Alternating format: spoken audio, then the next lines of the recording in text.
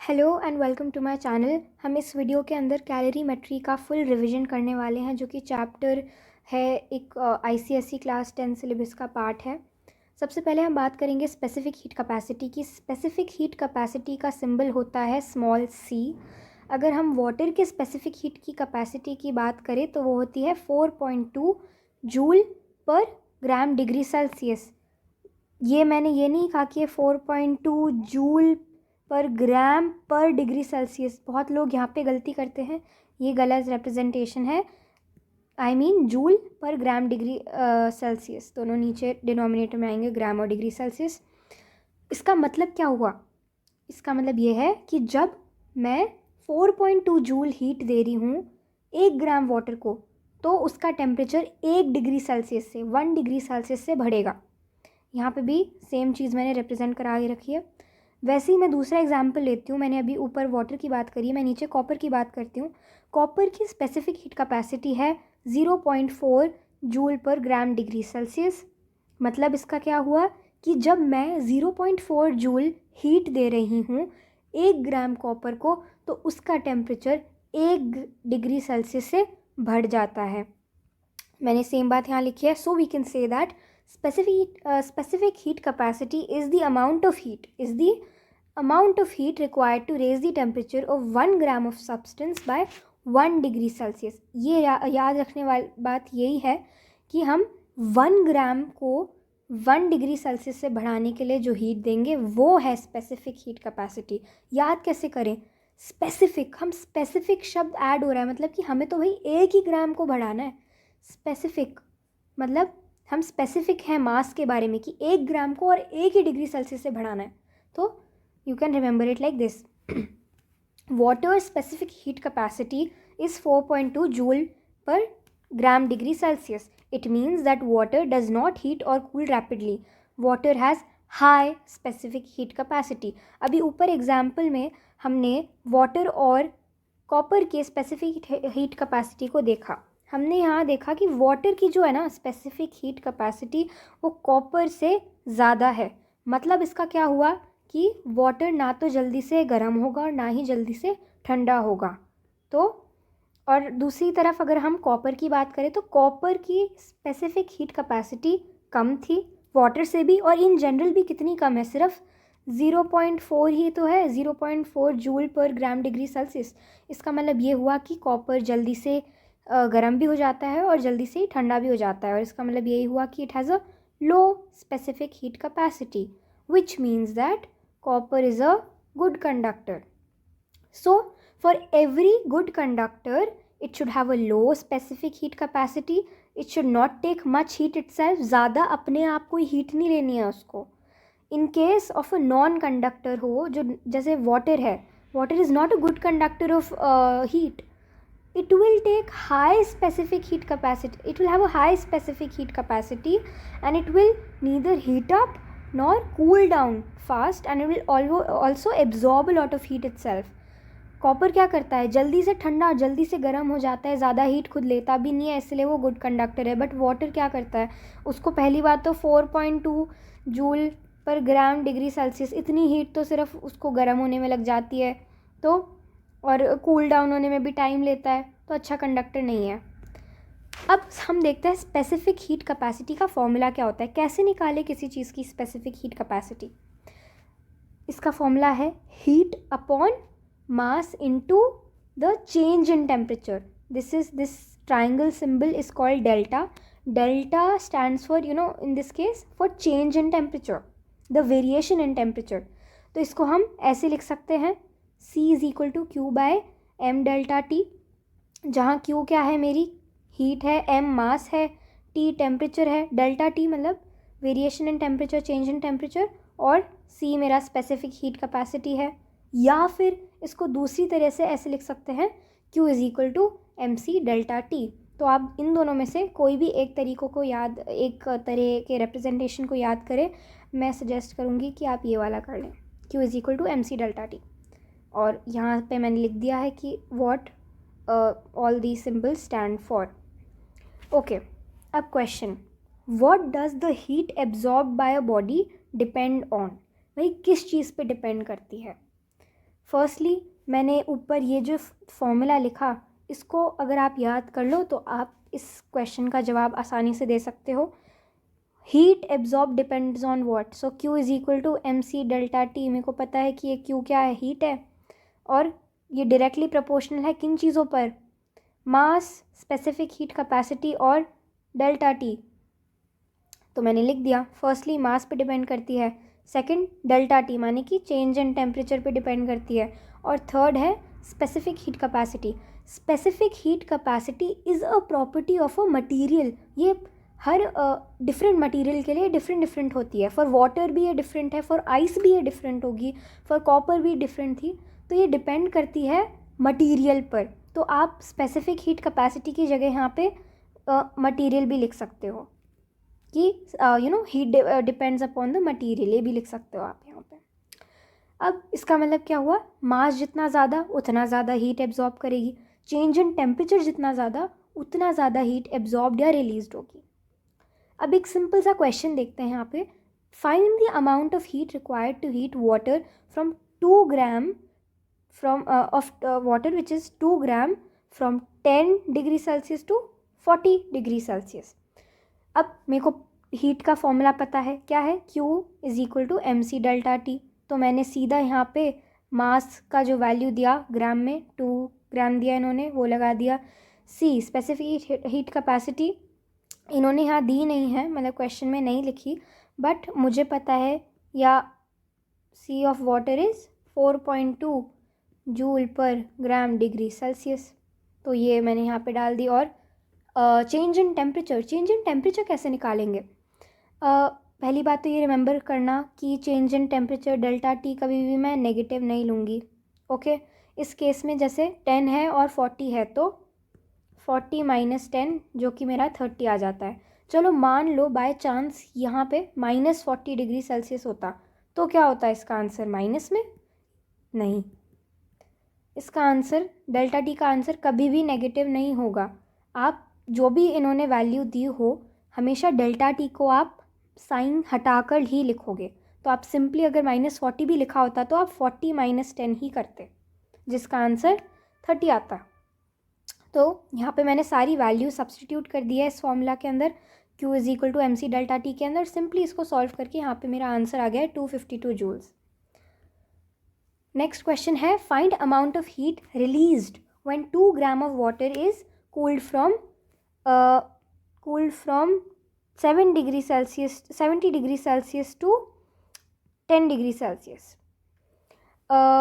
Specific heat capacity of water मुझे यहाँ दे रखी है, सिंपल वही फॉर्मूला के अंदर सब्सटीट्यूशन है।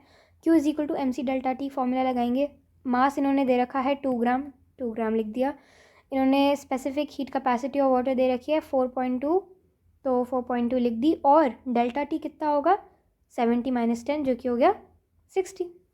और सिंपली इसको सॉल्व करने के बाद मेरा आ जाता है 504 जूल्स।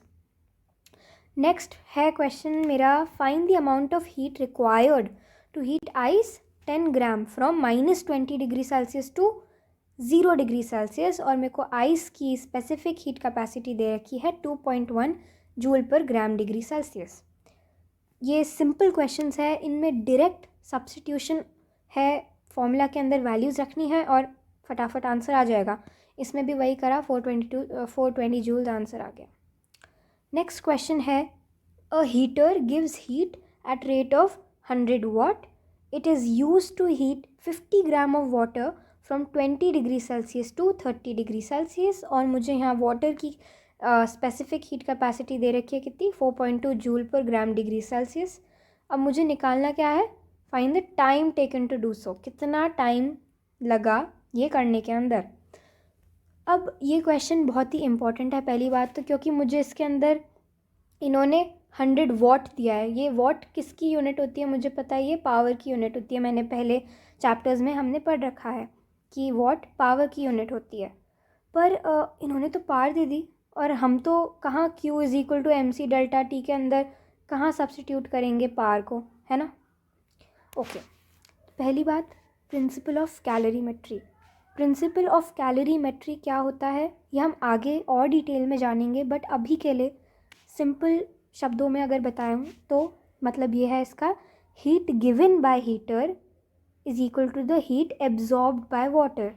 दूसरे शब्दों में heat released by the heater, heater जितनी ही हीट बाहर दे रहा है वो ही उसके बराबर होगी जो पानी अंदर ले रहा है। ओके, तो ये प्रिंसिपल ऑफ कैलोरीमेट्री या मेथड ऑफ मिक्सचर्स भी बोलते हैं इसको, ये हम आगे और डिटेल में पढ़ेंगे। अभी के लिए ये प्रिंसिपल है। तो मतलब इसका क्या हुआ, 100 जूल पर सेकंड मैं लिख सकती हूँ ना, 100 वॉट को मैं 100 जूल पर सेकंड लिख सकती हूँ। अब आप पूछोगे क्यों? क्योंकि मैंने ये पढ़ा है कि पावर का फॉर्मूला क्या होता है, वर्क अपॉन टाइम, और वर्क क्या है, एनर्जी तो होता है। एनर्जी और वर्क की यूनिट क्या होती है, जूल होती है। और हीट भी क्या है, heat is a form of energy. तो इस वजह से P is equal to W/T formula से मैं आसानी से सॉल्व कर सकती हूँ। हाउ? तो देखो मैंने लिखा P is equal to W/T। P कितना दिया हुआ है, 100 वॉट। W नहीं पता पर जूल्स में होता है, और T सेकंड में होता है। मैंने यूनिट सब्स्टिट्यूट कर दिया इनकी, वर्क की, टाइम की, और यहाँ पे कितना है, 100 है, तो यहाँ पे भी कितना होगा, 100। तो 100 जूल पर सेकंड हो गया ना। That is why I have written here 100 joule per second. मतलब कि in 1 second 100 joule heat is given out by the heater. यहाँ पे ऊपर लिखा है gives heat at the rate of 100 watt, तो 1 सेकंड के अंदर 100 जूल हीट दे देता है बाहर। तो वैसे ही 2 सेकंड में कितनी देगा, 100 इंटू 2। 5 सेकंड में कितनी देगा, 100 इंटू 5। ऐसा क्यों कर रहे हैं, क्योंकि फॉर्मूला यही है, W is equal to P into T। तो पावर की वैल्यू 100 दे रखी है, टाइम जो भी बोलो है ना, X ले लो, कुछ भी ले लो, टाइम जितना, मतलब क्या होगा, हीट उतनी निकलेगी, मतलब वर्क उतना होगा, पावर इंटू टाइम। पावर दे रखी है 100, तो 100 को इंटू टाइम करूँगी तो मैं क्या आ जाएगा मेरे पास, ये। The same way T second के अंदर कितनी हीट निकलेगी, 100 इंटू T हीट निकलेगी। वापस से, मतलब कि 1 सेकंड में 100 जूल हीट निकल रही थी, 2 सेकंड में 100 इंटू 2 जूल हीट निकलेगी, 5 सेकंड ले लो तो 100 इंटू 5। तो वैसे ही अगर मैं कोई T सेकंड लूँ, अगर मैं एक T सेकंड ले लूँ, T वेरिएबल ले लूँ, मैं एग्ज्यूम कर लूँ कि टाइम टेकन T है, तो T सेकंड में कितनी निकलेगी हीट, 100 इंटू T जूल्स, है ना। यही करा मैंने यहाँ पे, सीधा फॉर्मूला में सब्स्टिट्यूट करो। अब मेरे को पता है फॉर्मूला क्या था, Q is equal to MC delta T। मैंने Q की वैल्यू यहाँ निकाली ना, ये जूल दिख रही है यूनिट, जूल किसकी होती है, हीट की तो होती है। 100 इंटू T रखा Q की जगह, और MC डेल्टा T लगाया, सारी वैल्यू सब्स्टिट्यूट करूँगी मैं, सीधा सॉल्व करेंगे T के लिए, and answer will come 21 seconds. ये क्वेश्चन थोड़ा दूसरों से अलग था, इसके अंदर हमने डायरेक्टली सब्स्टिट्यूट नहीं करा, तो इस क्वेश्चन की अप्रोच को मैंने एक समराइज़ करा है। फर्स्टली जो पावर गिवन थी उसको हमने जूल पर सेकंड में कन्वर्ट कर लिया, या फिर आप लिख सकते हो कि मैंने इसको हीट बना लिया, पावर से मैंने वर्क निकाल लिया जो कि मेरा हीट के बराबर होता है ना।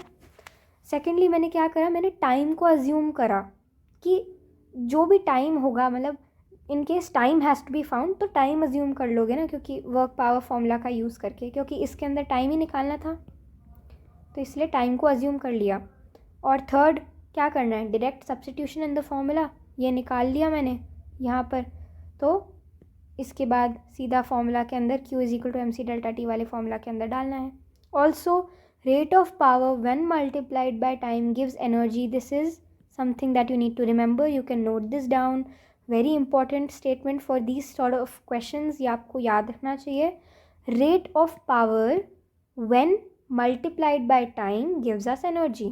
वही जो मैंने फॉर्मूला था, इसको मैं P into T is equal to W, इसको मैंने स्टेटमेंट फॉर्म में लिखा है, ये याद रखना.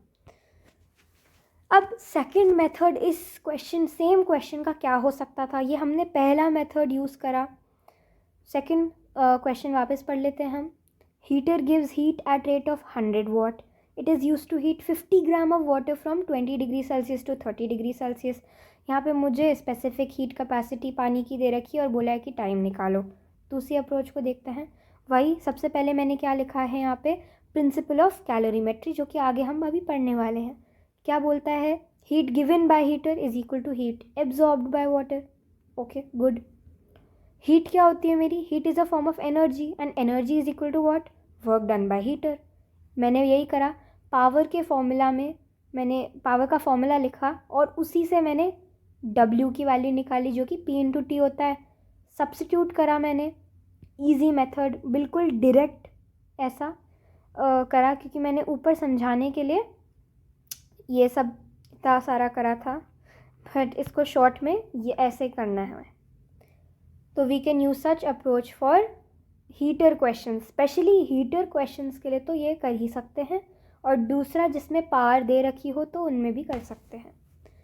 नेक्स्ट क्वेश्चन है, a refrigerator extracts energy at rate of 100 watt, how much time will it take to cool a lemon squash फ्रॉम 30 degree Celsius to 5 degree Celsius. और लेमन का मुझे यहाँ पे स्पेसिफिक हीट कैपेसिटी दे रखा है 4.2 joule per gram degree Celsius, और हाँ मास दे रखा है लेमन स्क्वॉश का 100 ग्राम। फिर से सबसे पहले, according to the principle of calorimetry, heat absorbed by the refrigerator is equal to the heat release by the lemon squash. तो मैंने यहाँ पे, हमें फिर से यहाँ पे टाइम निकालना है, how much time will it take, तो मैंने टाइम को यहाँ पे सबसे पहले अज्यूम कर लिया। पावर दे रखी है, तो फर्स्ट स्टेप मैंने क्या सीखा था ऊपर वाले क्वेश्चंस में कि मुझे पावर को सबसे पहले क्यू के फॉर्म में या के वर्क के फॉर्म में लेकर आना है। तो सबसे पहले फॉर्मूला लगा दिया, P is equal to W by T, so W is equal to 100 into T.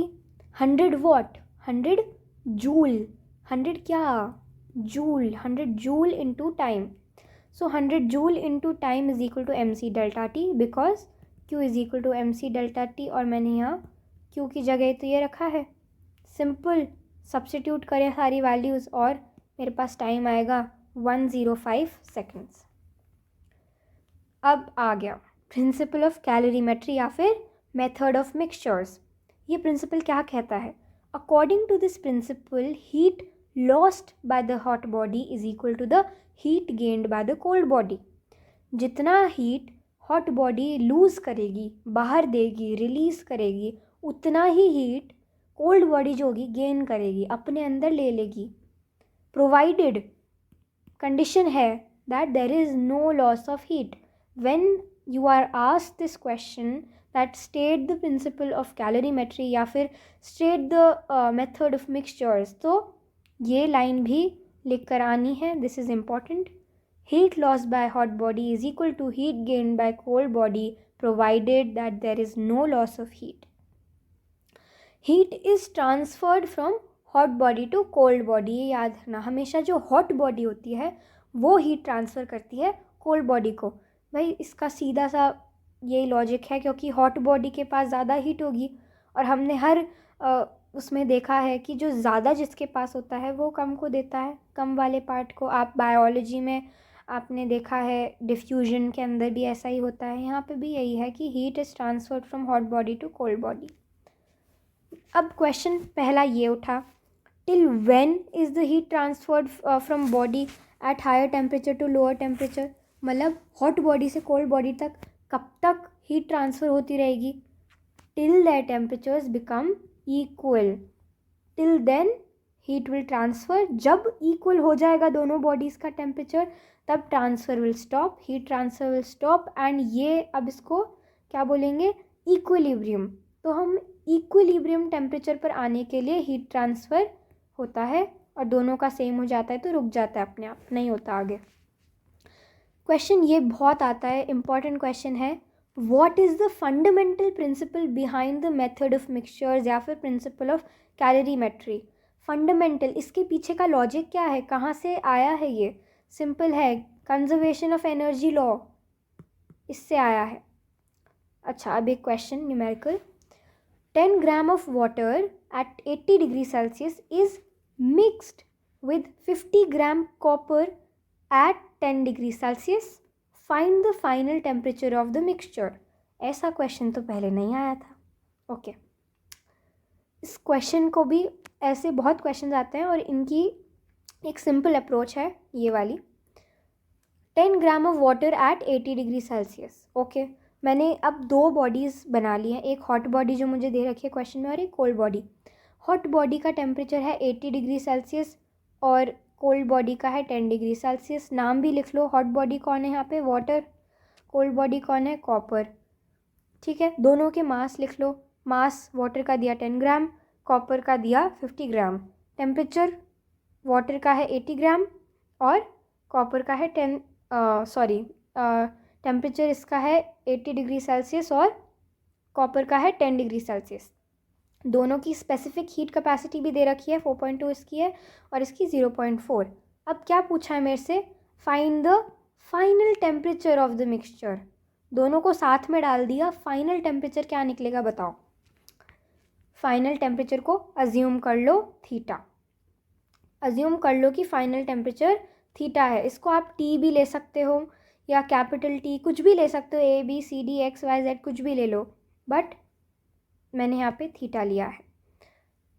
इसका थीटा आएगा कैसे, बनेगा कैसे, मैंने अब भी क्या पढ़ा, प्रिंसिपल ऑफ कैलोरीमेट्री। इसने मुझे क्या बताया, heat lost by the hot body is equal to heat gained by the cold body. मतलब कि हॉट बॉडी तो अपना टेम्परेचर कम करेगी और कोल्ड बॉडी अपना टेम्परेचर थोड़ा बढ़ाएगी और दोनों इक्वल हो जाएंगे, है ना। तो हॉट बॉडी कुछ हीट लॉस्ट करके थीटा बनेगी और कोल्ड बॉडी कुछ हीट को गेन करके थीटा बनेगी, टोटल थीटा होगा। मतलब by applying principle of calorimetry, heat loss by water is equal to heat gained by copper. In this case water and copper is given, so that is why। इसीलिए अब दोनों का मैंने formula लगाया, Q is equal to M C delta T, ये formula लगाया। So M1C1 and delta T1, M2C2 delta T2। ये water का इसमें वैल्यू डालोगे, इसमें कॉपर का वैल्यू डालोगे। ठीक है, डाला। मास हम मेरे को ऊपर वाटर का दे रखा था 10 ग्राम, इसकी स्पेसिफिक हीट कैपेसिटी दे रखी थी 4.2 और वाटर का डेल्टा टी कैसे निकालेंगे। वाटर क्या करेगा, वाटर तो हीट लॉस्ट करेगा, लॉस्ट करके थीटा पर आएगा, तो 80 माइनस थीटा, क्योंकि कम हो रहा है ना, 80 माइनस थीटा।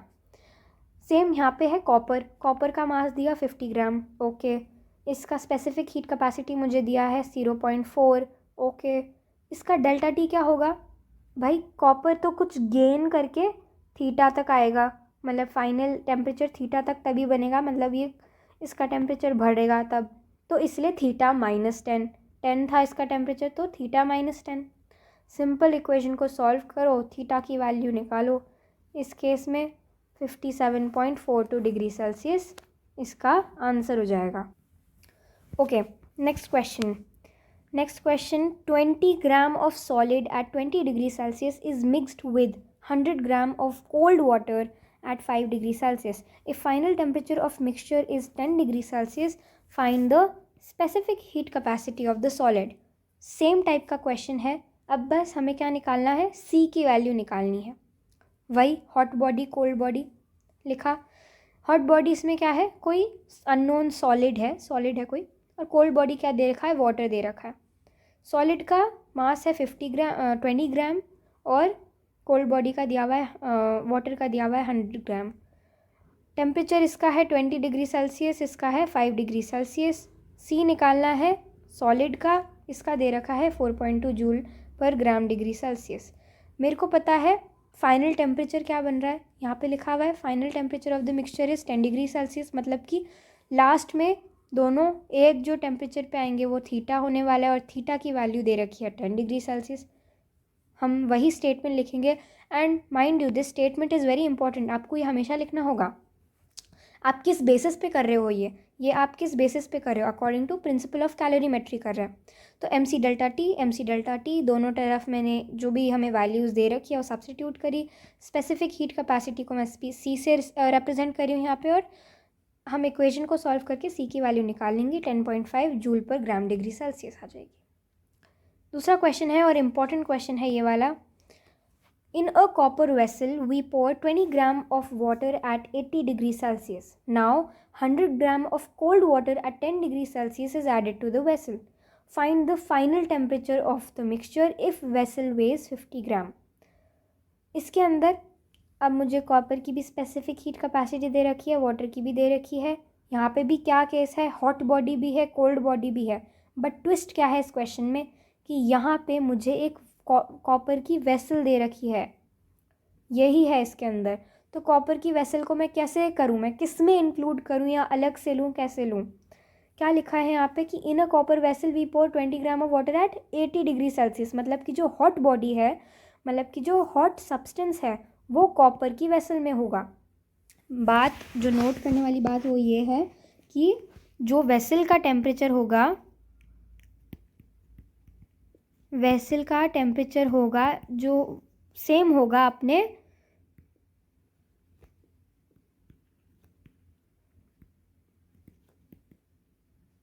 वेसल का जो टेम्परेचर होगा वो सेम होगा अपने कंटेंट के टेम्परेचर का. जैसे इसके अंदर पानी है तो पानी का टेम्परेचर ही कॉपर की वेसल का टेम्परेचर बन जाएगा. तो हॉट बॉडी विद कॉपर का वेसल, दोनों को मैं पर अलग लिखूंगी. हॉट बॉडी के अंदर भी दोनों का मास अलग है. हॉट वाटर का मैंने 20 ग्राम लिया, इसका तो 50 ग्राम मास है, तो दोनों को अलग लिखोगे. तो हॉट बॉडी के अंदर मेरे पास आ गया हॉट वाटर और कॉपर वेसल, और कोल्ड बॉडी के अंदर मेरे पास है कोल्ड वाटर. यहाँ पे सारी वैल्यूज़ जो भी दी हुई है सब लिखो. अब इन्होंने बोला क्या है, find the final temperature of the mixture. तो मेरे को पता है कि फाइनल टेम्परेचर को मैं यहाँ पे थीटा ले सकती हूँ, हमने पहले अज्यूम करा हुआ है. सारी वैल्यूज़ यहाँ पे गिवन है. बस अब थोड़ा सा जो इसमें जो थोड़ा सा जो डिफरेंस है वो यहीं पे यही है कि पहले मैं सिर्फ ये करती थी कि M C delta T is equal to M C delta T लिख के मेरा काम हो जाता था. इसमें मैं वैल्यूज़ सारी मैं यहाँ पे सब्स्टिट्यूट कर देती थी. पर अब तो मेरे पास कॉपर वेसल भी है, तो यहाँ पे सिंपल है. कॉपर वेसल किसके अंदर है, हॉट बॉडी के अंदर इंक्लूड होती है. तो hot body is equal to cold body वाला जो अकॉर्डिंग टू POC अपना प्रिंसिपल ऑफ कैलोरीमेट्री का जो था, तो इसीलिए heat of copper plus heat of hot water is equal to cold water वाली heat.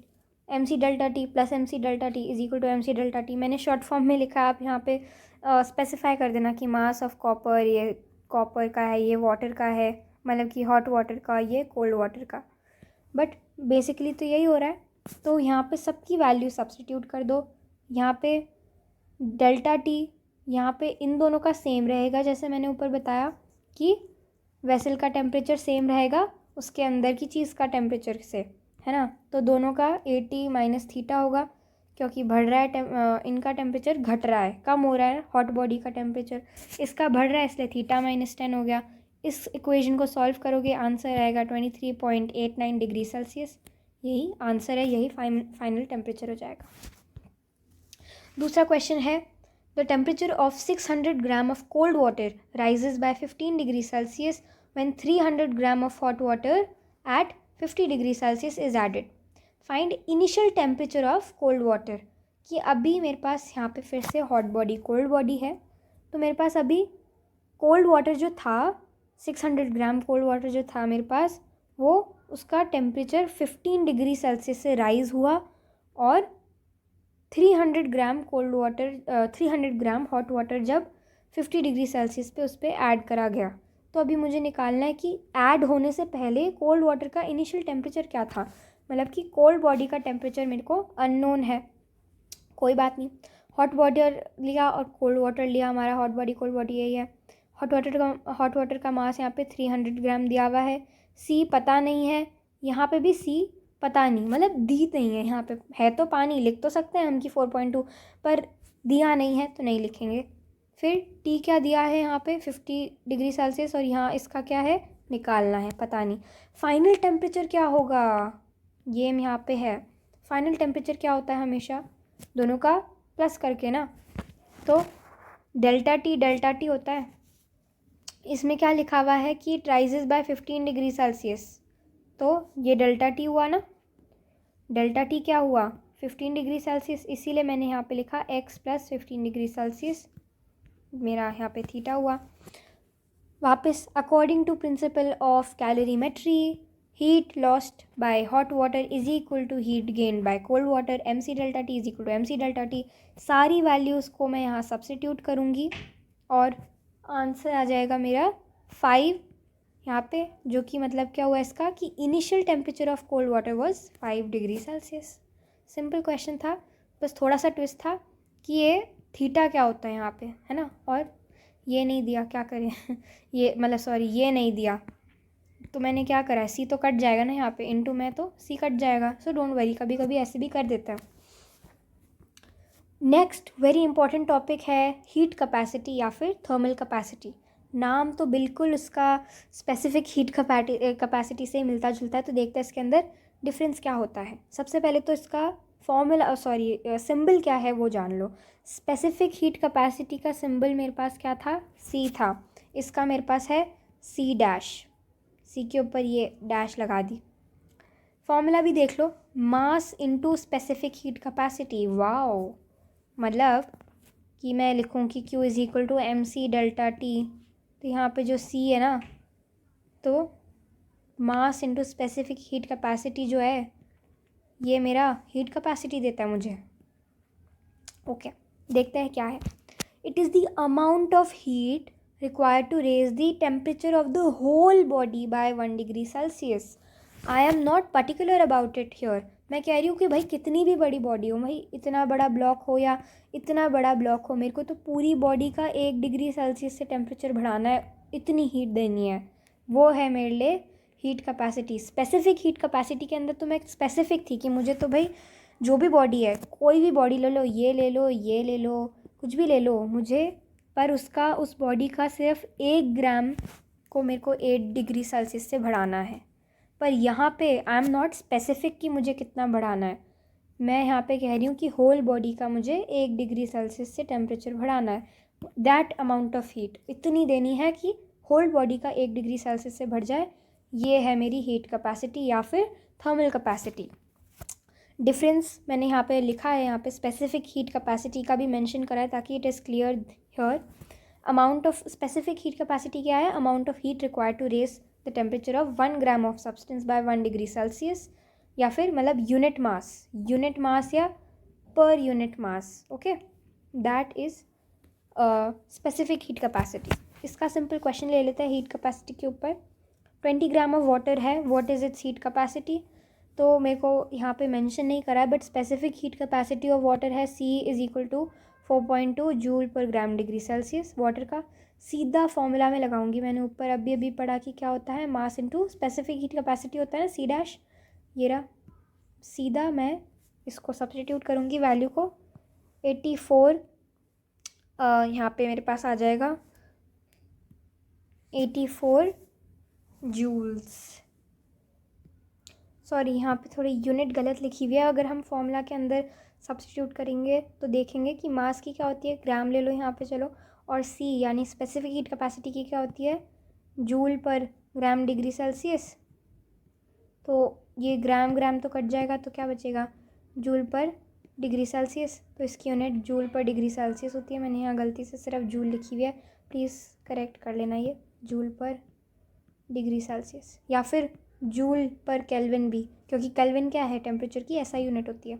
Okay, so specific heat capacity is a property of the substance and it is independent of mass. मैंने देखा भी कि specific heat capacity के जो formula है उसके मतलब मास पे वो डिपेंडेंट ही नहीं है, because it is a property of the substance. Okay, then मैं देख रही हूँ कि 100 ग्राम ऑफ वाटर की स्पेसिफिक हीट कैपेसिटी कितनी होती है, यही रहेगी। क्यों, अभी इंडिपेंडेंट ऑफ मास, 1 ग्राम की भी इतनी रहेगी, 100 ग्राम की भी इतनी ही रहेगी स्पेसिफिक हीट कैपेसिटी पानी की। तुम कितनी भी बड़े पानी का मास ले लो, बट स्पेसिफिक हीट कैपेसिटी पानी की will remain the same, because it depends upon the property, it depends on the material, but heat capacity will change.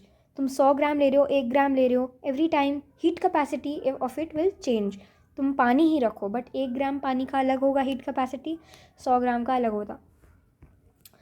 Then अब मैं यहाँ ले रही हूँ कि एक नया हम यूनिट शुरू करने वाले हैं, ये नया एक फेज़ है इस चैप्टर का।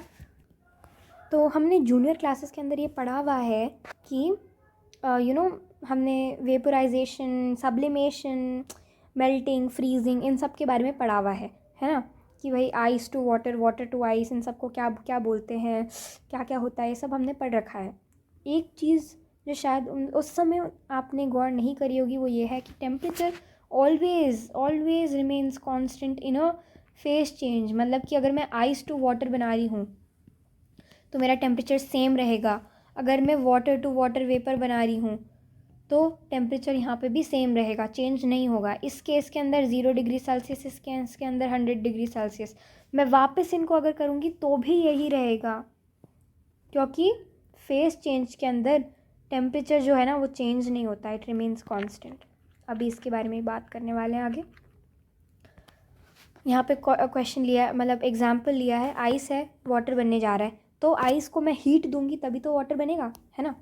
आइस का क्या टेम्परेचर होता है, फ्रीजिंग पॉइंट क्या होता है वाटर का, it is 0 degree Celsius, right. तो मतलब आइस मेरी 0 डिग्री सेल्सियस पे बनती है, but at the same time मेरा 0 डिग्री सेल्सियस पे पानी भी रहता है, राइट। बिकॉज वो फेस चेंज हो रहा होता है। 0 डिग्री सेल्सियस पे हो क्या रहा है, फेस चेंज हो रहा है, कि आइस से पानी बन रहा है या तो पानी से आइस बन रहा है। और ये दोनों में अगर मैंने आइस को थोड़ी हीट दी यहाँ पे तो 0 डिग्री सेल्सियस पे ही आइस से वाटर बन जाएगा।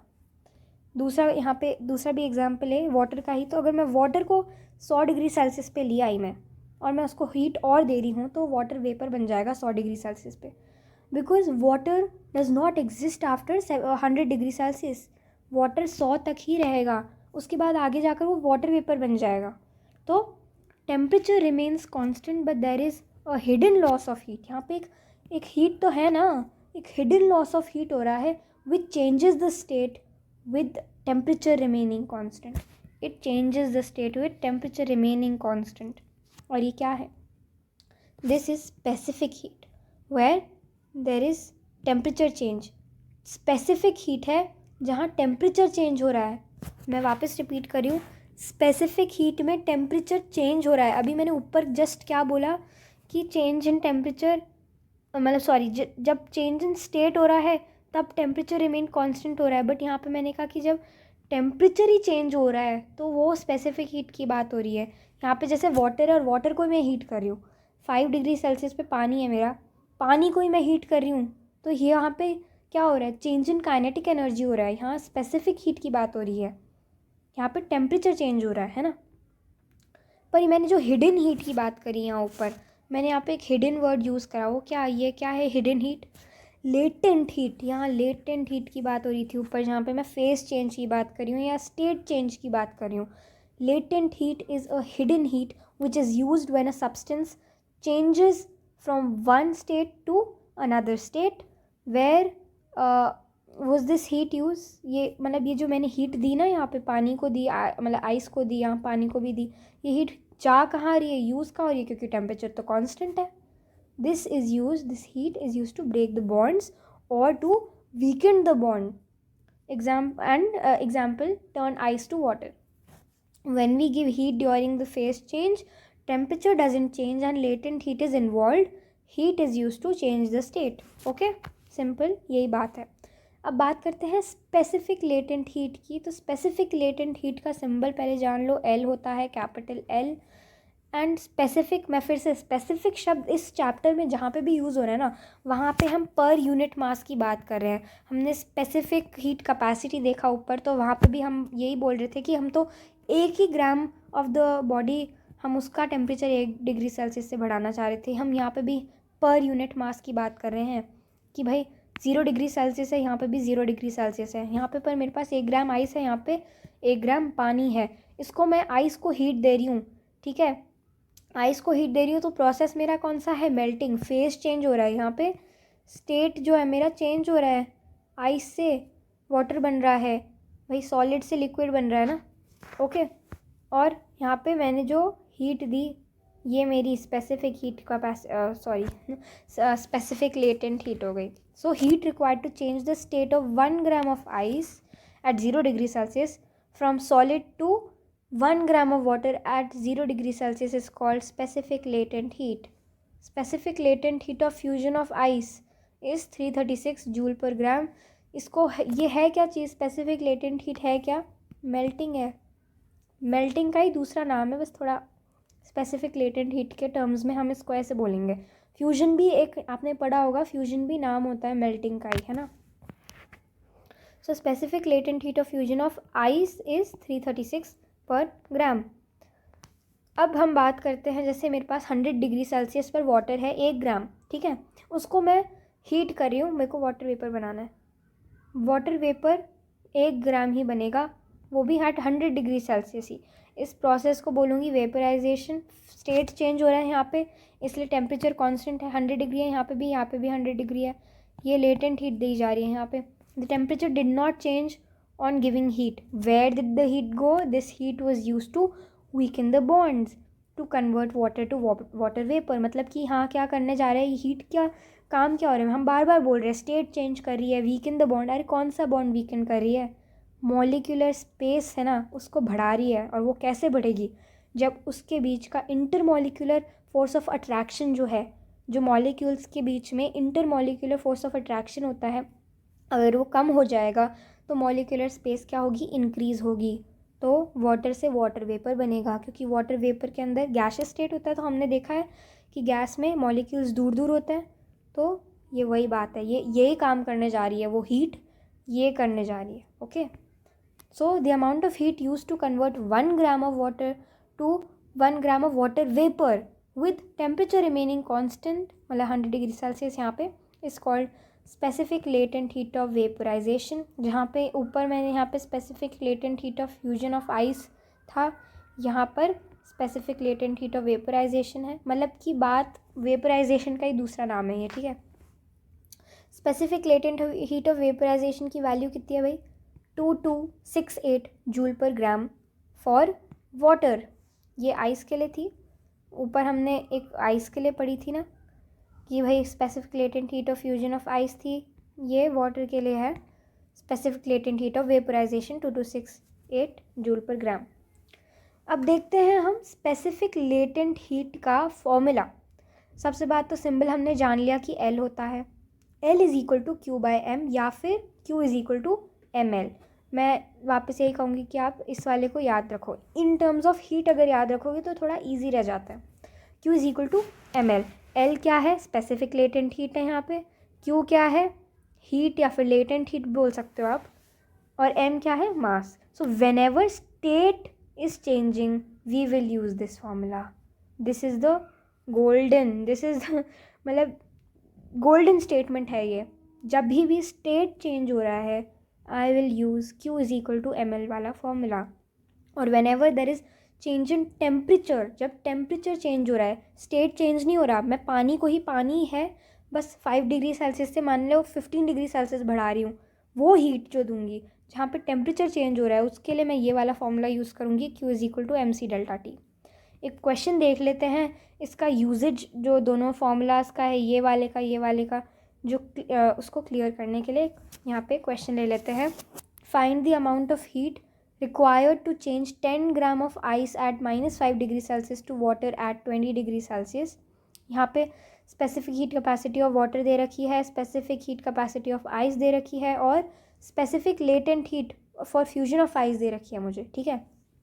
अब क्वेश्चन ने वापस क्या बोला है कि find the amount of heat required to change 10 gram of ice at -5 degree Celsius to water at 20 degree Celsius. अब इसको हम एक अपने लिए एक फ्लो चार्ट टाइप का सा बना लो। आइस थी, कितने टेम्परेचर पे दी हुई है? -5 डिग्री सेल्सियस, ठीक है। उसको मैंने हीट दी, पर अभी भी ये क्या है? आइस ही है। Ice at 0 degree Celsius. इस आइस एट 0 डिग्री सेल्सियस को मैंने हीट दी, क्या बनाने के लिए? Water at 0 degree Celsius. Notice that there is a state change, there is change in state. Okay, यही वाटर मेरा फाइनली जाके क्या बनने वाला है? वाटर एट 20 डिग्री सेल्सियस यहाँ पे। ओके, हमने ये लिख लिया। अब हम देखते हैं कि कौन से के लिए कौन सा फॉर्मूला यूज़ करना है। तो यहाँ पे आइस है -5 डिग्री सेल्सियस पे, और ये आइस है 0 डिग्री सेल्सियस पे। तो है तो आइस ही, स्टेट चेंज तो हो नहीं रहा, सिर्फ टेम्परेचर चेंज हो रहा है। तो कौन सा फॉर्मूला? MC डेल्टा T, ठीक है। आइस 0 डिग्री सेल्सियस पे है, बनने जा रही है क्या? Water at 0 degree Celsius. Temperature change नहीं हो रहा, बट यहाँ पे स्टेट चेंज हो रहा है, तो कौन सा यूज़ करेंगे, Q is equal to ml। अब वाटर है 0 डिग्री सेल्सियस पे है, अब ये बनने वाला है वाटर एट 20 डिग्री सेल्सियस। तो यहाँ पे टेम्परेचर चेंज हो रहा है, स्टेट तो वाटर ही है ना, तो कौन सा Q is equal to MC delta T वाला फॉर्मूला यूज़ करेंगे। ओके, यहाँ पे टोटल हीट रिक्वायर्ड हमें यही निकालने को बोला है ना, find the amount of heat required. तो टोटल हीट रिक्वायर्ड क्या होगी हमारी, टोटल हीट मतलब सब ये जो भी है यहाँ पे सबकी हीट को प्लस कर दो, है ना। मैंने यहाँ पे नाम दे दिया क्योंकि ये 3 एरोज़ दिख रहे हैं, इन 3 एरोज़ पे ही तुम नाम लिख दो, ये Q1, ये Q2, ये Q3, ठीक है, ऐसे लिख दो।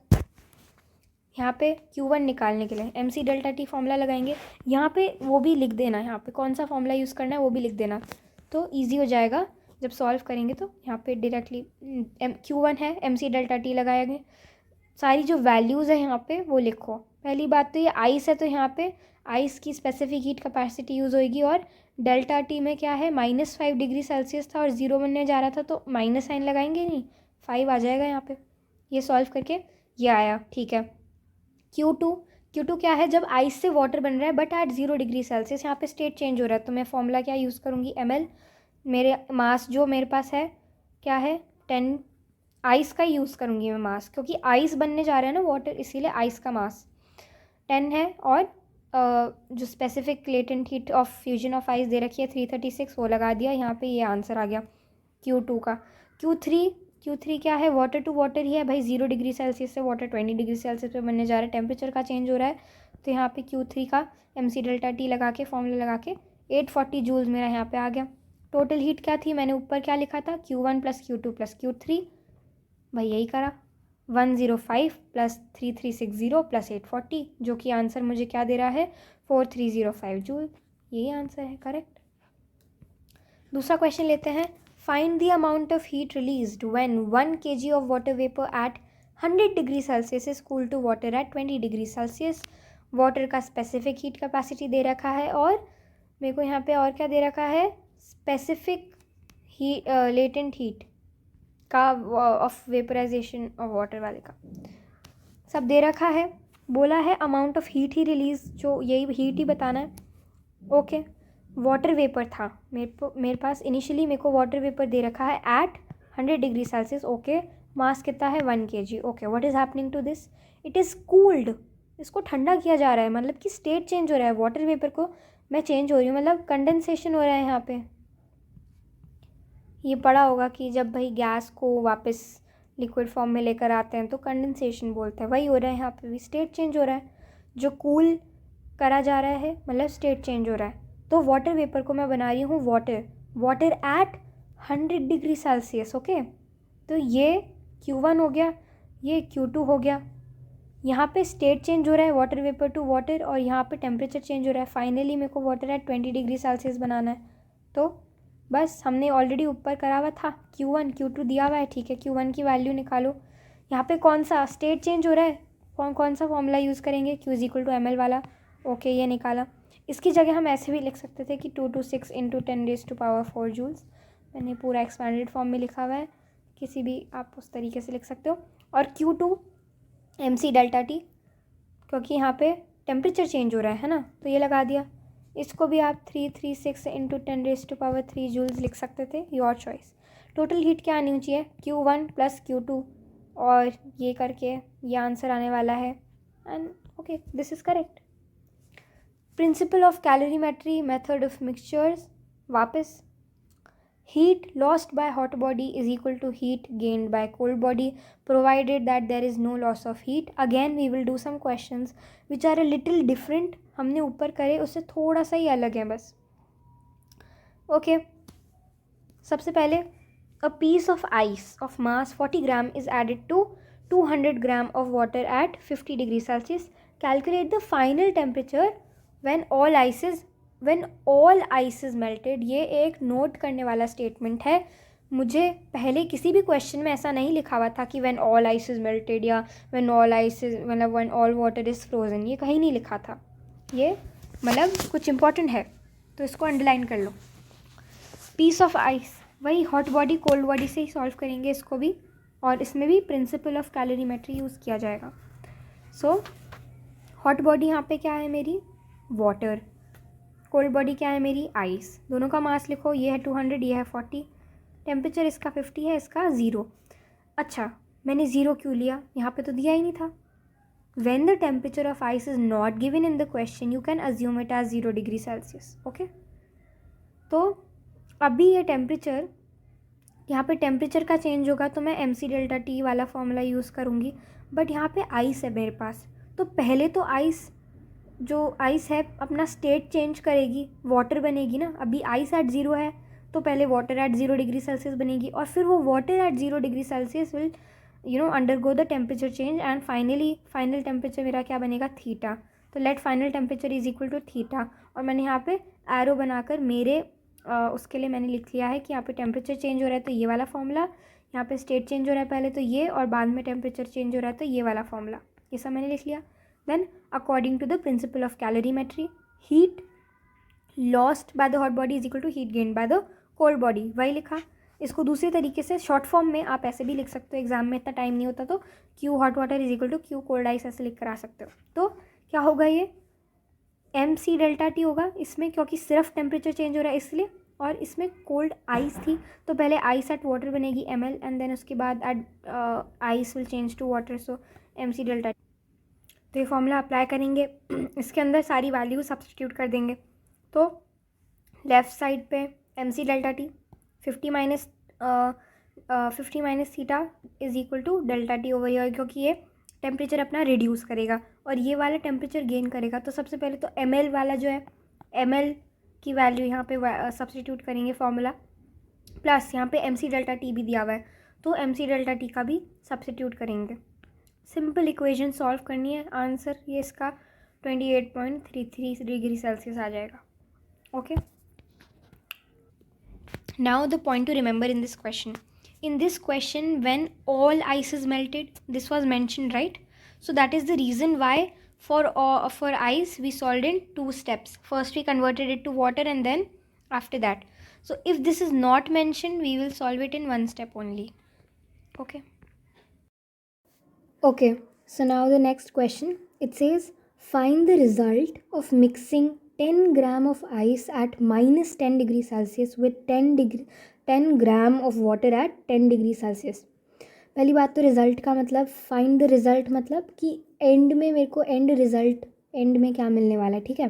एंड ये ट्रिकी क्वेश्चन है, ये इसको भी आप इम्पोर्टेंट मार्क कर लें।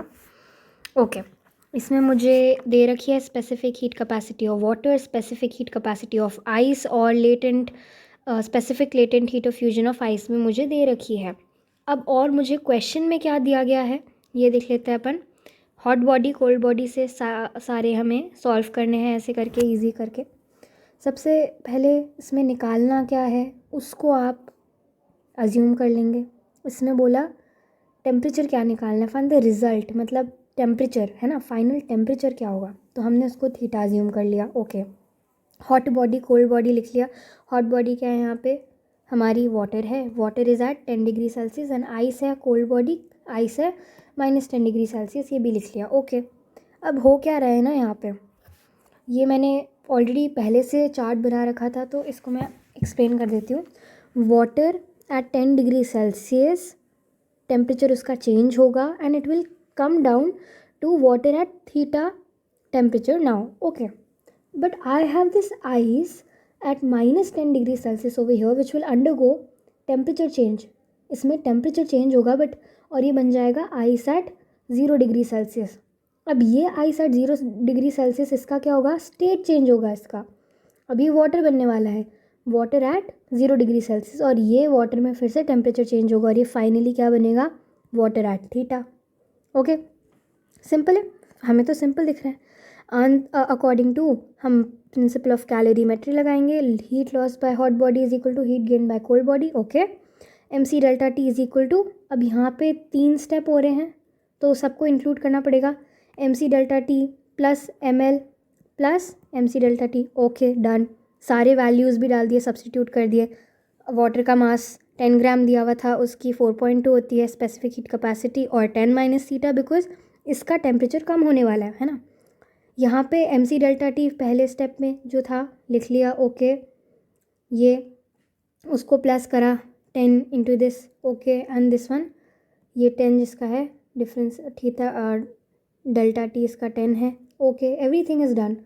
बट अब मैं जब इसको सॉल्व करने बैठूंगी तो मुझे दिखाई देगा कि इसका आंसर नेगेटिव में आने वाला है। कैसे? देखो, ये इधर जाएगा 42, ये वाला माइनस में है, -42 theta, -42 theta is equal to 3570 -420। Okay, यहाँ तो माइनस हो जाएगा, बट यहाँ क्या होने वाला है? ये तो -84 थीटा बनने वाला है। इसका क्या करेंगे? So answer is coming in minus, that means something is wrong, I have done something wrong here. Whenever you are getting temperature in negative, that means your approach is wrong, because you will never get your answer like the final temperature in negative.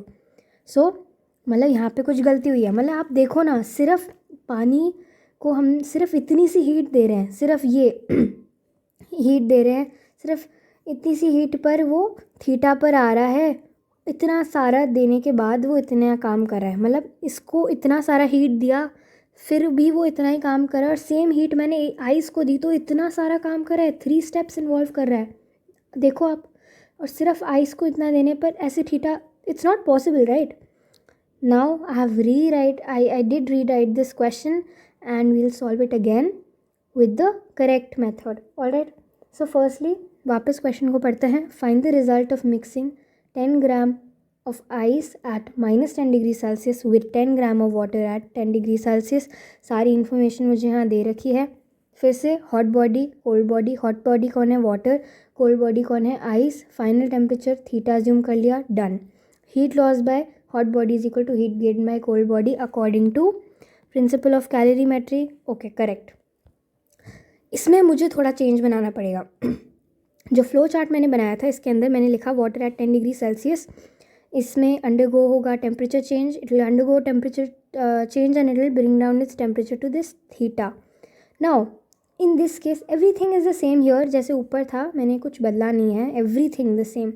But यहाँ theta की जगह, मतलब यहाँ final temperature की जगह मान लो मैं यहाँ 0 ले लेती हूँ। मान लो let's take this 0 degree Celsius for a while, कि मैं 10 डिग्री सेल्सियस को मैं 0 लेकर आ रही हूँ एक बार के लिए।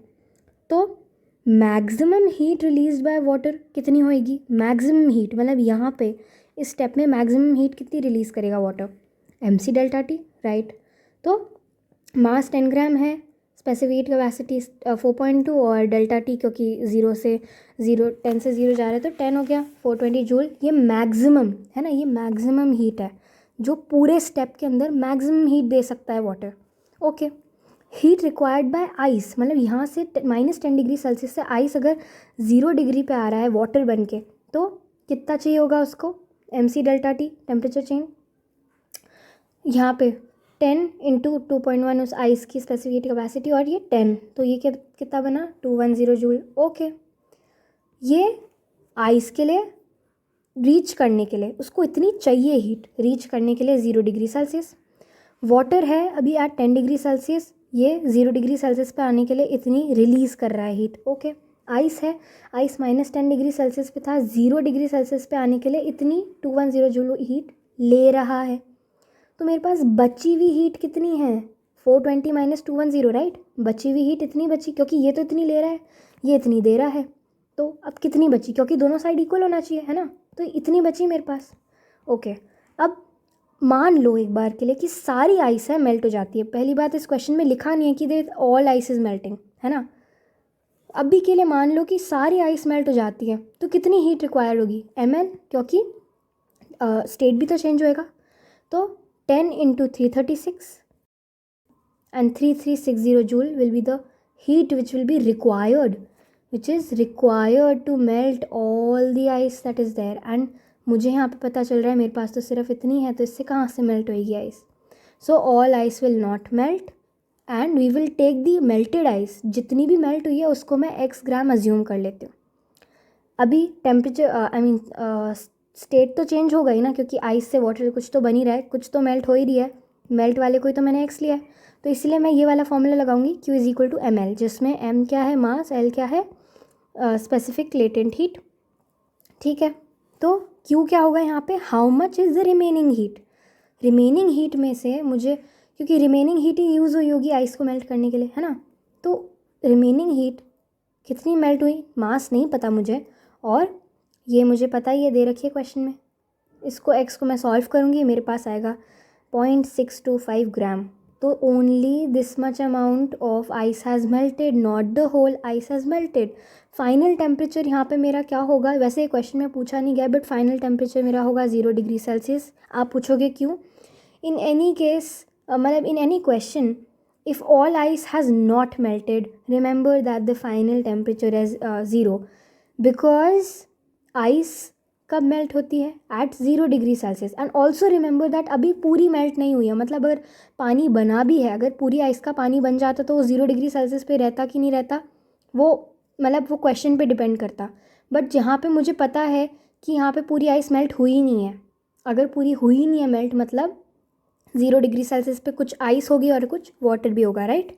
So final temperature that is Y will be 0 degree Celsius. Now moving on, ये तो सारे नोट्स थे जिसमें सारे क्वेश्चंस थे, बेसिक कॉन्सेप्ट्स थे। आगे मैं सेलिना बुक से मैंने ये और इम्पॉर्टेंट जो चीज़ें हैं वो ली हैं, जो कि इनमें मैंने कवर नहीं करी।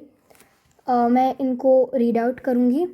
कैलोरी मीटर, सबसे पहले तो calorimeter is a cylindrical vessel which is use to measure the amount of heat gained or lost by a body when it is mixed with another body or substance. अगर आपसे पूछा जाए कि what is a calorimeter, then I think you will have to write this definition. तो आप यहाँ पे ये लिख सकते हो, एक चीज़ ऐड कर सकते हो, that a calorimeter is it's an instrument, a cylindrical instrument you can write instead of vessel, which is used to measure the amount of heat gained or lost by a body when it is mixed with another body or substance. Okay, ऐसी दिखती है ये, इस पे हम अभी और आएंगे। It is made up of a thin sheet of copper. अब इसके रीजंस बताएं, और इन्हीं में से ही क्वेश्चंस बनते हैं कैलोरीमीटर के अंदर।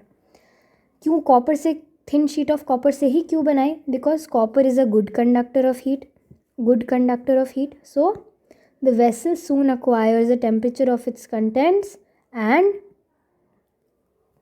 second reason, copper has low specific heat capacity. हमने अभी स्टार्टिंग में ये बात करी थी कि any good conductor, why is it important for any good conductor to have low specific heat capacity? क्यों कॉपर के पास लो स्पेसिफिक हीट कैपेसिटी है? इसका मतलब ये हुआ कि copper is a good conductor, it does not take much heat itself. कम हीट में ही वो पूरा हीट अप हो जाता है, मतलब पूरा गर्म हो जाएगा वो, कम हीट दोगे तो भी। ओके, तो और वो जल्दी से कूल डाउन होता है, जल्दी से ही गर्म हो जाता है, ज़्यादा हीट खुद लेता भी नहीं है। तो that is Y it is a good, it's a good conductor and it has low specific heat capacity. So the amount of heat energy taken by the calorimeter itself, जो कि कॉपर से बना हुआ है ना, itself from the contents to acquire its temperature is very small. बहुत कम amount of heat लेगा copper, अगर लेता भी है तो। The outer and inner surfaces of the vessel are polished. Why? ये क्वेश्चन बनता है, मैंने यहाँ पे मार्क कर रखा है। So as to reduce loss of heat due to radiation. Radiation से हीट लॉस ना हो, क्योंकि हम यहाँ पे we are measuring the amount of heat, so we need there's a difference between measuring temperature and measuring heat. temperature आप किससे करते हो measure? थर्मोमीटर से करते हो। इसके अंदर हीट लॉस बहुत ईजीली हो जाता है। आप एक बल्ब जलाते हो, वो बल्ब के अंदर भी तो हीट लॉस हो रहा है, मतलब एनर्जी का लॉस कैसे हो रहा है? In the form of heat हो रहा है ना। तो हीट लॉस को बचाना यहाँ पे इंपॉर्टेंट है, because we are measuring the amount of heat itself, right. So radiation से बचाने के लिए क्या करते हैं, कॉपर का इनर और आउटर सर्फेस को हम पॉलिश कर देते हैं, पेंट या ऐसे। इंसुलेशन के लिए we place, it is placed inside a wooden jacket. Okay, एक वुडन, ये लेयर दिख रही है, वुडन जैकेट ये वाला, सॉरी ये जो बाहर जो है, बाहर जो ये एक है वो वुडन है, इसके अंदर भी यहाँ पे वुल डाला हुआ है, और ये है मेरा कॉपर का वेसल जो कि पॉलिश्ड है अंदर से और बाहर से, दोनों तरफ से। और ये मेरा थर्मोमीटर मैंने लगाया है अंदर। ओके, इससे ये हिलाने के लिए स्टरर, एंड ये वुडन लिड, इसका भी रीज़न जानेंगे कि वुडन लिड क्यों लगाते हैं यहाँ पे। It is placed inside a wooden jacket. Okay okay. The space between the calorimeter and the jacket is filled with some poor conductor such as wool. Wool is a poor conductor of heat, right? या फिर cotton भी भर देता है. Why? To avoid heat loss by conduction. तो हमने यहाँ पे दो ऐसे फिनोमेना देखे जिनसे हीट लॉस हो सकता है, और उसको प्रिवेंट करने के लिए क्या क्या किया गया है ये भी हमने देखा कि रेडिएशन से बचाने के लिए तो क्या किया है, इनके इनर और आउटर सरफेस कॉपर की वेसल के पॉलिश कर दिए हैं, और कंडक्शन से बचाने के लिए वुल से भर दिया है. मतलब ये वुडन जैकेट और ये कॉपर वेसल के बीच में वुल से भर दिया गया है. क्यों? कंडक्शन से प्रिवेंट करने के लिए हीट लॉस को. And it is covered with a wooden lid again. Why? To prevent heat loss by convection. तो हमने यहाँ पे 3 चीज़ें देखी, radiation, then conduction and convection. ये probable फिनोमेना है जिनसे हीट लॉस अकर हो सकता है, और इनसे हीट लॉस बचाने के लिए क्या क्या किया गया ये आपको याद रखना चाहिए. टू समराइज अगेन, रेडिएशन से बचाने के लिए हमने पॉलिश कर दिया सरफेस को. कंडक्शन से बचाने के लिए मैंने वुल या कॉटन या कोई भी पुअर कंडक्टर को जो वुडन जैकेट है और कॉपर वेसल के बीच में डाल दिया. और कन्वेक्शन से बचाने के लिए मैंने उसको वुडन लिड से मैंने कवर कर दिया है. Okay. The lid has 2 holes, one for the stirrer to mix it contents properly and other one for the thermometer to measure the temperature of it contents. Okay, simple. ये हमने पढ़ ही लिया था. प्रिंसिपल और method of mixtures ये हमने पढ़ लिया था. या ये गिव रीज़न टाइप के क्वेश्चंस जो होते हैं वो यहाँ से आते हैं. दीज आर एग्जाम्पल्स जिनसे आप पूछते हैं कि ऐसा क्यों होता है, what is the reason behind this. Okay. So natural phenomena and consequences of high specific heat capacity of water. Some consequences of high specific heat capacity of water जो कि 4200 जूल पर kg केल्विन है, are given below. The climate near the seashore is moderate. Why? The specific heat capacity of water is very high, which is around 1000 calories per kg centigrade, or this much, and it is about 5 times as heavy as that of sand. You need to remember this.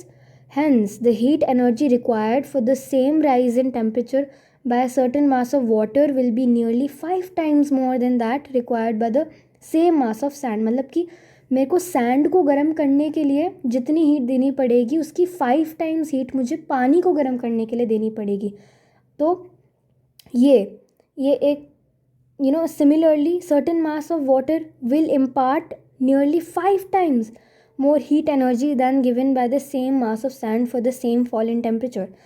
So as such, sand or earth gets heated or cooled more rapidly as compared to water under the similar conditions, exposure to sun and all.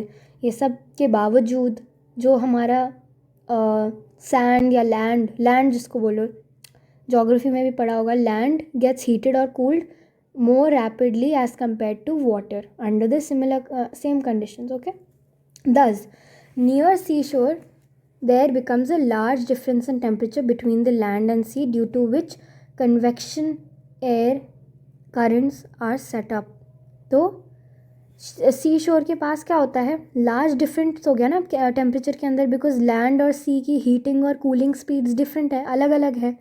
तो इसकी वजह से क्या होता है, convection air currents are setup, और ये blow करते हैं. So the cold air blows from the land to the sea during the night. रात को क्या होता है कि लैंड से टूवर्ड्स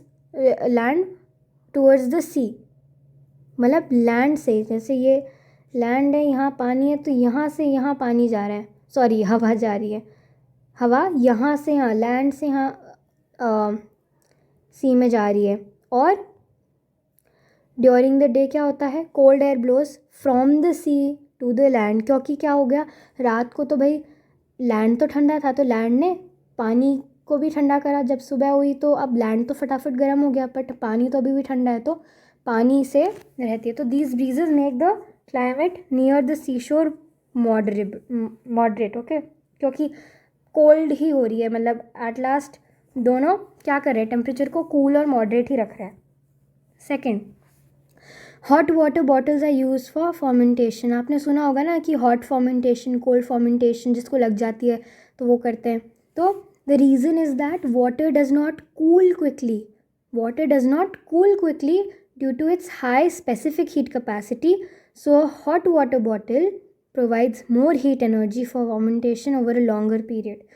तो ऐसे जो hot water bags people use करते हैं उसमें क्या होता है ना, पानी ज़्यादा देर तक गर्म रहता है। कुछ और चीज़ को यूज़ करो तो थोड़ी देर में ठंडा हो जाएगा, उसको बार बार गर्म करना पड़ेगा, क्योंकि पर वाटर की स्पेसिफिक हीट कैपेसिटी क्योंकि हाई है तो ना तो जल्दी ठंडा होता है ना तो जल्दी गर्म होता है। तो जो भी करो आप, वो लॉन्ग टाइम तक वो ऐसा ही रहेगा। ठंडा करो तो लॉन्ग टाइम तक ठंडा रहेगा, और गर्म करो तो ज़्यादा टाइम तक गर्म रहेगा। Water is use as an effective coolant. गाड़ियों के अंदर कूलेंट ऐसा सुना होगा, तो गाड़ियों में बेसिकली यूज़ होता है। इसमें क्या होता है, by allowing water to flow in pipes around the heated parts of a machine, heat energy from such parts is removed. Water in pipes can extract more heat from the surroundings without much rise in its temperatures because of its high specific heat capacity. This is why radiators in car and generators use water for cooling.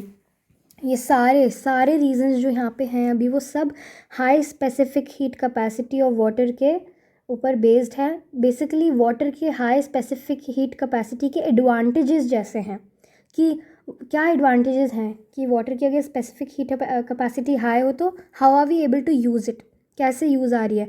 तो गाड़ियों के अंदर जब उसकी surrounding, मतलब machine के अंदर parts अगर उसके हीट अप हो जाते हैं तो हीट एनर्जी कैसे रिमूव करते हैं, उनमें से पानी डाल दिया जाता है उनके सराउंडिंग्स में, ठीक है। तो हाई स्पेसिफिक हीट कैपेसिटी की वजह से without much rise in its temperature, मतलब रेडिएटर्स हैं, जनरेटर्स हैं, ये कूल हो जाता है।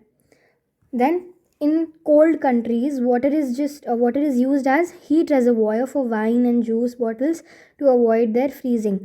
कुछ कंट्रीज़ होती है जिनमें -40 टेम्परेचर हो जाता है, ऐसे बहुत माइनस में टेम्परेचर चले जाते हैं, तो वहाँ पे इनकी जो बेवरेजेस होते हैं वो फ्रीज़ हो जाते हैं। पानी या वाइन, जूस, ये सब फ्रीज़ हो जाते हैं पानी नहीं, सॉरी।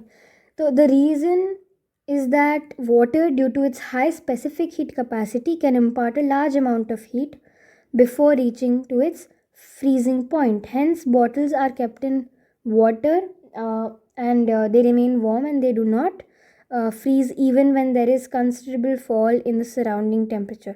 आप एक बार पानी को गर्म करके रख दो तो उसको थोड़ा टाइम लगेगा कूल डाउन होने में। अगर माइनस में टेम्परेचर है तो भी उसको थोड़ा टाइम लगेगा 0 डिग्री सेल्सियस तक पहुंचने में, एंड फाइनली फ्रीज़ होने में उसको टाइम लगेगा। तो तब तक आप वाटर के अंदर अपने बेवरेजेस को रखोगे तो वो फ्रीज़ नहीं होंगे। Then farmers fill their fields with water to protect their crops from frost. सर्दियों में आपने देखा होगा फ्रॉस्ट हो जाती है, मतलब आइस के फ्लेक्स होते हैं वो लग जाते हैं क्रॉप्स के ऊपर। So on a cold winter night, if the atmosphere temperature falls below 0 degree Celsius, water in the fine capillaries of plants will freeze. So the veins will burst, and due to the increase in volume of water on freezing, as a result, plants will die and the crop will get destroyed. So in order to save crop on such cold nights, farmers fill their fields with water because water has high specific heat capacity. So it does not allow the temperature in the surrounding area of plants to fall up to 0 degree Celsius. Same point है already, जो plant के अंदर भी, plant की veins के अंदर जो पानी है वो फ्रीज़ हो जाएगा और ये वेन्स उनकी बर्स्ट हो जाएंगी, तो इसकी वजह से प्लांट्स डाई हो जाएंगे। तो इनको बचाने के लिए फार्मर्स क्या करते हैं, रात को ना पानी डाल देते हैं। अगर temperature by chance 0 degree Celsius से कम हो जाता है तो क्या होगा ना कि पानी की हाई स्पेसिफिक हीट कैपेसिटी है, तो वो टेम्परेचर जो आसपास में टेम्परेचर होगा ना प्लांट्स का, उसको मतलब 0 डिग्री सेल्सियस से कम में नहीं जाने देगा। Then next point is all plants and animals have high content of water in their bodies. Why? All plants and animals have nearly 80 to 90% of water in their bodies, including humans. Even we have around 70% water in our bodies. So this water, because of its high specific heat capacity, helps to maintain nearly the same temperature of their body in all seasons. हमारा जैसे basic वो जो humans का होता है ना 37 degree Celsius, why it is maintained because of the water content in our body. Then some examples of high and low heat capacity. अब ये हीट कैपेसिटी की बात हो रही है. अभी हम इतनी देर स्पेसिफिक हीट कैपेसिटी कैसे अफेक्ट करी थी हम वो देख रहे थे. अभी हम हीट कैपेसिटी की बात करेंगे. Heat capacity also depends upon the mass and it is not a property of the material. Remember this, it can change, it depends on mass totally. First point है, the base of a cooking pan is made thick. By making the base of the cooking pan thick, its heat capacity becomes large, due to which it gets heated slowly, and it imparts sufficient heat energy at a slow rate to the food for its proper cooking, and after cooking it keeps the food warm for a long time. अगर मेरे पास एक normal कढ़ाई है मान लो, उसको पतली कढ़ाई है, वेट भी कम होगा तो क्या होगा, हीट कैपेसिटी कम होगी, जल्दी हीटअप होगा, खाना जल भी सकता है. पर अगर मैं मोटा उसका बेस बना दूं तो भारी भी होगी. पहली बात तो कढ़ाई भारी होगी तो उसकी हीट कैपेसिटी भी ज़्यादा होगी, और इसी वजह से it will take little more time to get heat up and खाना जलने का चांसेस भी कम रहेगा, है ना. And it keeps the food warm for a long time also, because जल्दी से ठंडी भी नहीं होगी, मोटा बना दिया उसको मैंने. The base of an electric press is made thick and heavy. By doing so, the heat capacity of base of the electric press becomes large and it remains hot for a long duration even after the current is switched off. Okay, मतलब इसका ये हुआ, electric press होती है नीचे, मतलब electric press मतलब कि जो कपड़े आयरन करने के लिए यूज़ करते हैं उसकी बात हो रही है. वो आपने देखा होगा, इसका नीचे जो लगाते हैं जो मेटल की शीट होती है, it is thick, usually it's very thick. Okay, तो इससे क्या होगा कि लार्ज पहली बात तो it remains hot for a longer duration. हम प्रेस करें थोड़े समय के लिए गर्म रहेगी, इंस्टेंटली बिल्कुल ठंडी नहीं हो जाएगी.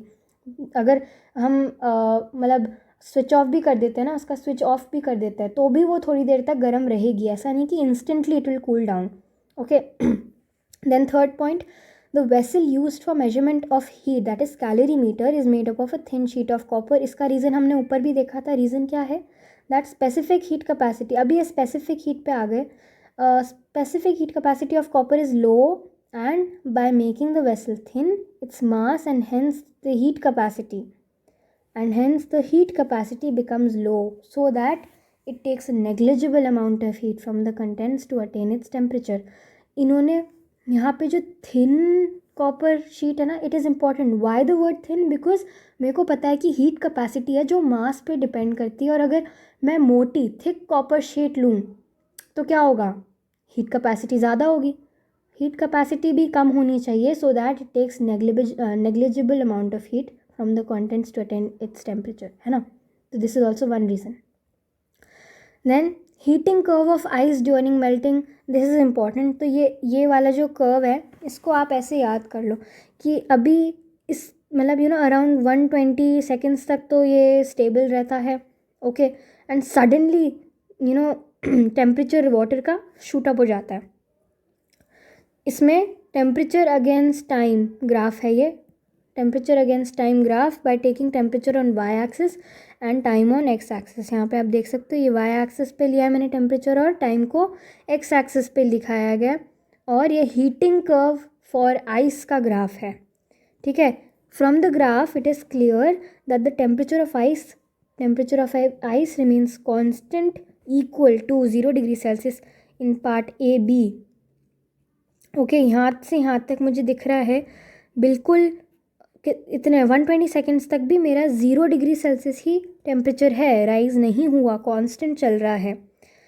at which the ice melts, that is 0 degree Celsius. It is the melting point of ice. The heat supplied during this time is being used in the melting of ice, and after this the temperature of water formed by the melted ice begins to rise from 0 degree Celsius to part B. मतलब कि अभी ice पूरी melt हो गई, यहाँ पे पानी बन गया है, और पानी है, पानी तो राइज करेगा ही, टेम्परेचर 100 डिग्री सेल्सियस तक मैक्सिमम जा सकता है. तो जितना भी भाई आगे पानी का टेम्परेचर जा रहा है, ओके, क्योंकि आइस तो एग्जिस्ट नहीं करती after 0 degree Celsius, right. Change in volume क्या होता है on melting? Most of the substances like lead, wax etcetera expand on melting, but some substances like ice contract on melting. Alright, melt करते हैं तो आपने anomalous expansion of water पढ़ा होगा. 4 degree Celsius पे कैसे वाटर का रिवर्स होता है कि फ्रीज़ कर रहे हो तो कॉन्ट्रैक्ट होना चाहिए बट उल्टा हो जाता है, एक्सपैंड करता है. वैसी बात है ये. तो वॉल्यूम ये सब इतना इंपॉर्टेंट नहीं है, usually doesn't come, but the graph is important, you should remember. अब effect of pressure on the melting point of the substance which contract on melting like ice decreases by increase in pressure. For example, melting point of ice decreases by this much for every one atmosphere rise in temperature. You can remember this point 0072 degree Celsius for every 1 atmospheric 1 atm ऐसे लिखते हैं ना वो chemistry में. Charles law और वो वाले question, gas law के जो क्वेश्चन थे वो सॉल्व करते तो उसके अंदर जैसे था ना एटमॉस्फेरिक प्रेशर, तो फॉर दैट वो मेल्टिंग पॉइंट डिक्रीज कर देता है. Then on the other hand melting point of substances such as wax and lead which expand on melting increases by increase in pressure. Okay, then effect of impurities on the melting point. यहाँ मैंने pure water लिया है, यहाँ मैं impure पानी ले रही हूँ, इम्प्योर सब्सटेंस ले रही हूँ, तो उसमें क्या होगा? Melting point of a substance decreases bye presence of impurities in it. The melting point of ice decreases from 0 to -22 degree Celsius on mixing salt in it in proper proportion. तो ये याद रख सकते हैं कितना कम हो रहा है. इम्प्योरिटीज़ लाइक सॉल्ट अगर मैं पानी में मिक्स कर दी तो क्या होगा? 0 to -22 डिग्री सेल्सियस तक उसका रिड्यूस हो जाएगा. Okay, so this is important. Then ये हमने ऑलरेडी पढ़ ही लिया था सारा, ये बॉइलिंग पॉइंट, वेपराइजेशन, मेल्टिंग, ये सब. हीटिंग कर्व फॉर वाटर, अभी हमने हीटिंग कर्व फॉर आइस देखा था ऊपर, ये हीटिंग कर्व फॉर वाटर है. इसके अंदर मैंने क्या लिया है? It is a graph for temperature against time by taking temperature on the y-axis and time on the x-axis again. From the graph it is observed that initially at A, यहाँ इस point के ऊपर water का water is at 20 degree Celsius, okay, room temperature, and then with the absorption of heat energy, अभी temperature बढ़ा रहे हैं, heat energy absorb करा है, the temperature of water rises continuously in the part AB. यहाँ से यहाँ तक continuously temperature बढ़ रहा है ना, when it is in the liquid phase. But B पे पहुँचता है, यहाँ पे B पे पहुँचने के जस्ट बाद क्या हो रहा है? At B the boiling starts and the temperature does not rise further in the part BC although heat energy is being continuously absorbed. यहाँ पे BC पार्ट, ये वाला पार्ट जो है, यहाँ पे टेम्परेचर राइज नहीं हो रहा but heat energy still being absorbed, ये कांस्टेंट हो रहा है. The part BC is thus parallel to the time axis and represents the boiling of water, particular temperature 100 degree Celsius. Boiling point of water होता है ना ये, boiling point of water. So this B is a boiling point of water, 100 degree Celsius. Okay, that is why temperature remains constant. यहाँ पे क्या होने वाला है? Water to water vapor transition हो रहा है, इसीलिए state change हो रहा है, temperature remains constant. Then change in volume, again all liquids expand on boiling. Okay, then effect of pressure on boiling. Boiling point of a liquid increases with the increase in pressure and decreases with the decrease in pressure. That means they are directly proportional. Pressure बढ़ेगा तो इसका pressure increases, then boiling point also increases. ऊपर यहाँ पे क्या लिखा है कि वॉल्यूम अगर मैं बढ़ाऊँ तो मेरा all liquids expand on boiling है ना, तो मेरा एक्सपेंशन भी बढ़ जाएगा. Okay, natural consequences of high specific latent heat of fusion of ice, मतलब मेल्टिंग एक तरह से. Okay, natural consequences of high specific latent heat of fusion of ice. First point है मेरा, snow on mountains does not melt at all at once, मतलब एक ही बार में सारी मेल्ट नहीं हो जाती. क्यों? Reason is that ice has a high specific latent heat of fusion and almost equal to this much, and it is due to this fact that it changes into water very slowly as it gets heat energy from the sun. And if latent heat of ice had been low, all the snow would have melted in a short time on getting heat from the sun, and there would have been flood in the rivers and no water after that. समझ रहे हो? मतलब कि mountain है, ice से भरा हुआ है, सन शाइन किया, सारी मेल्ट आइस नहीं होती. क्यों नहीं होती? क्योंकि specific latent heat of fusion of ice high है, तो धीरे धीरे मेल्ट होती है, धीरे धीरे पानी बनती है. मान लो अगर बाय चांस अगर specific latent heat of fusion of ice कम होती तो क्या होता? सारी ही आइस मेल्ट हो जाती, जो भी ग्लेशियर पे लगी है, थोड़े अमाउंट ऑफ सनलाइट से पूरी मेल्ट हो जाती. और अगर वो पूरी मेल्ट हो जाती तो क्या होता? आसपास के एरिया में फ्लड आ जाता, रिवर्स भर जाती, और एक बार में ही सब कुछ पानी ग्लेशियर मेल्ट हो जाते तो आगे के लिए पानी नहीं बचता, फ्रीज ही नहीं होता ना, वापस कैसे होता? पानी नहीं बचता आगे. Second point, in cold countries, water in lakes and ponds does not freeze all at once. एक बार में freeze नहीं होता. यहाँ पे एक बार में melt नहीं होने की बात हो रही है माउंटेन का. यहाँ पे भी cold countries में water जो होता है एक बार में freeze नहीं होता. क्यों? Because the reason is high specific latent heat of fusion of ice is sufficiently high. वही ऊपर वाली बात, the water in lakes and ponds will have to liberate a large quantity of heat. It will have to liberate a large quantity of heat to the surrounding before freezing. मतलब कि उसको अपनी heat निकालनी पड़ेगी. निकालेगा तभी तो अंदर से ठंडा होगा ना, वो बाहर हीट देगा तभी ठंडा होगा, तभी अंदर फ्रीज होएगा. So the layer of ice formed over water surface, being a poor conductor of heat, also prevents the loss of heat from the water of the lake. Hence the water does not freeze at all at once. अब जो layer of ice form हो भी गई है, lake के ऊपर या pond के ऊपर जो आइस की लेयर फॉर्म हो गई है, उसका क्या होगा? It is a poor conductor. भाई water is a poor conductor of heat, so it will not melt also easily. That means it also prevents the loss of heat from the water of the lake. नीचे तो गर्म ही रहेगा ना, अभी उसको तो time लगेगा फ्रीज होने में. तो hence the water does not freeze all at once. एक बार में पूरा फ्रीज नहीं होता. And this property is very important for the survival of aquatic life.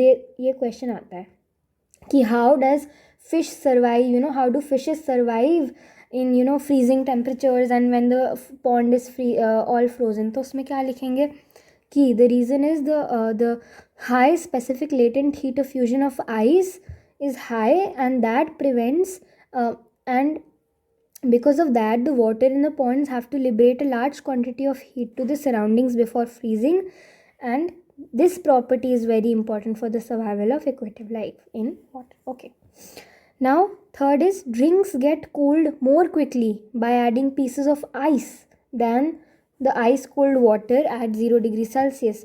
हम भाई हमारे कोका कोला के अंदर ठंडा पानी थोड़ी ना डालते हैं, हम तो आइस डालते हैं ना. Why? Because 1 gram of ice at 0 degree Celsius takes around 336 joule of heat energy from the drink to melt into water at 0 degree Celsius. Thus, drink liberates an additional 336 joule of heat energy to 1 gram of ice at 0 degree Celsius than to 1 gram ice cold water at 0 degree Celsius. Basically, इसका क्या है? आप पानी ले रहे हो, you are taking cold water, तो ये ऑलरेडी वाटर के फॉर्म में है. So it will not comparatively it will take lesser time, and also it will take lesser time and it will get warmed quickly than ice. अभी ice तो पूरा ice, जैसे मैंने -5 डिग्री से मैंने आइस निकाली, तो पहले तो वो पानी बनेगी एट 0 डिग्री सेल्सियस, और फिर वो अपना टेम्परेचर बढ़ाएगी, है ना, पानी बनकर. तो दैट इज़ वाई. और यहाँ पे टेम्परेचर्स का ही है कि this is because 1 gram of ice at 0 degree Celsius तो इतनी हीट लेगी पानी में बनने के लिए एट 0 डिग्री सेल्सियस, और जो ड्रिंक होती है वो ऑलरेडी एडिशनल निकाल देगी इतनी. तो इसीलिए आइस कोल्ड वाटर नहीं डालते हैं, तो आइस डालते हैं, which is much more than 1 gram of water से ज़्यादा देगी आपको. Then fourth point is when ice in a frozen lake starts melting, its surrounding becomes very cold. क्यों? ऐसा तो नहीं होना चाहिए. मेल्ट हो रही है मतलब आसपास गर्मी है इसलिए मेल्ट हो रही है? नहीं, इसका रीज़न क्या है? that it is quite a large amount of heat energy that is required for melting the frozen lake which is absorbed from the surrounding atmosphere. वो हीट कहाँ से आएगी? वो मेल्ट अगर लेक हो रहा है तो उसकी हीट कहाँ से लेगा? वो अंदर कोई हीटर तो है नहीं, तो वो एटमॉस्फेयर से वो हीट लेगा, एंड इसीलिए जो सराउंडिंग एरिया है उसका टेम्परेचर गिर जाता है, कम हो जाता है, और इसीलिए बहुत कोल्ड हो जाता है वो area. Fifth point, it is generally more cold after a hail storm when ice melts than during और बिफोर द हेल स्टॉर्म. मतलब आफ्टर द हेल स्टॉर्म, ओले गिरने के बाद ज़्यादा ठंड लगती है, उससे पहले या चलते हुए इतनी नहीं लगती. क्यों? The reason is that after the hail storm ice absorbs the heat energy required for its melting. ये जो पॉइंट है ना, यही सेम पॉइंट है. वो आइस जो हेल स्टॉर्म, जो ओले गिरे, उनको मेल्ट होने के लिए क्या चाहिए? हीट चाहिए. कहाँ से लेंगे हीट? सराउंडिंग एरिया से. तो सराउंडिंग एरिया का टेम्परेचर गिर जाएगा and we will feel more cold. And this is it for the revision of calorimetry. We have successfully completed this, and I know the video has become a little bit long, but I have completed all sort of questions that could possibly come, and even the give reason questions. So I hope you guys enjoyed the video and you learned a lot, and thank you so much for watching, and please subscribe to my channel and like this video. Thank you. Bye.